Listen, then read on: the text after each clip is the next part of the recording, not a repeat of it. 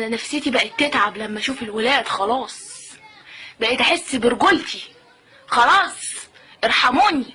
ما انا لو اعرف اربي شنبي كنت ربيته عشان اعوض النقص اللي انا بشوفه. تلاقي الواد من دول لابس البنطلون هينفجر من عليه ومن فوق سبحان الله بعضلات، وفجأة تلاقي سلسلة وخواتم وخوايش وعامل شعره سشوار وجايبه الناحية دي. طب يعني انا اصلا بيتحايلوا عليا في البيت عشان اسرح شعري.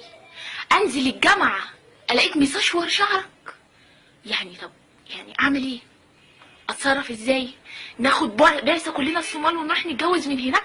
مش مشكلة بقى اشكالهم، ما خلاص ما فيش رجالة دلوقتي، خلاص ما بقاش فيه رجالة. وبعدين اللي تلاقيه راجل مثلا ولا شكله راجل تلاقي حوالي 5000 بنت بتجري وراه.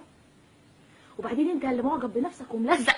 اسمع مني، مفيش واحدة هتعجب بيك الا واحدة شخصيتها قيادية عايزة واد تهزقه. وطبعا مش هتلاقي افضل منك ولا احسن منك في ان هي تفرض عليه شخصيتها. هي عندها نقص وعايزة تحس برجولتها، فمش هتلاقي غير. وبعدين بلاش تفسروا نظرات البنات ليكوا في الشارع انها اعجاب. في بصات بتبقى استغراب. يعني انا واحد كان داخل علينا الجامعه لابس بقميص بورد، رحت بصله كده راح باصص لي بقرف وراح يقول لاصحابه دي بتعكسني. انا مش بعكسك يا حيوان، كل الجامعه بتبص لك. ليه بقى؟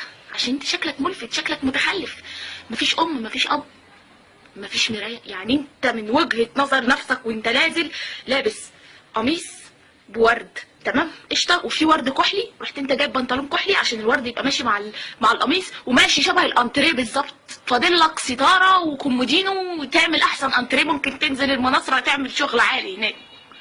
ليه كده؟ حرام حرام. بعدين بتسالوا البنات استرجلت ليه؟ ما هو ما انتوا عكستوا كل حاجه وبهدلتوا كل حاجه. بعدين ابقى ماشيه في الشارع الاقي الواد من دول ماشي وحاطط الماسك على وشه وعادي راكب الميكروباص.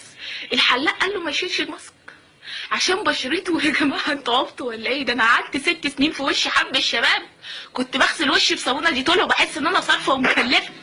حرام عليكم ما تنقطونيش. وتلاقي ناس تانية تلاقيه راح عند الحلاق اظبط لك حواجبك. ده انا حواجبي بقت شبه كبير الرحميه بقيت.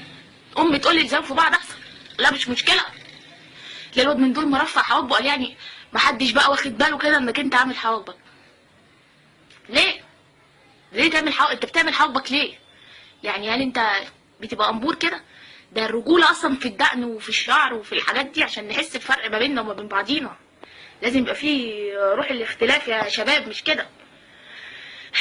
استغفر الله العظيم. انا طلعت كل اللي جوايا خلاص يعني، بس ارجو منكم ان الرساله تكون وصلت بجد. يا جماعه استرجلوا واشربوا بريل، حتى البريل خلصت وبرضه مفيش فايده.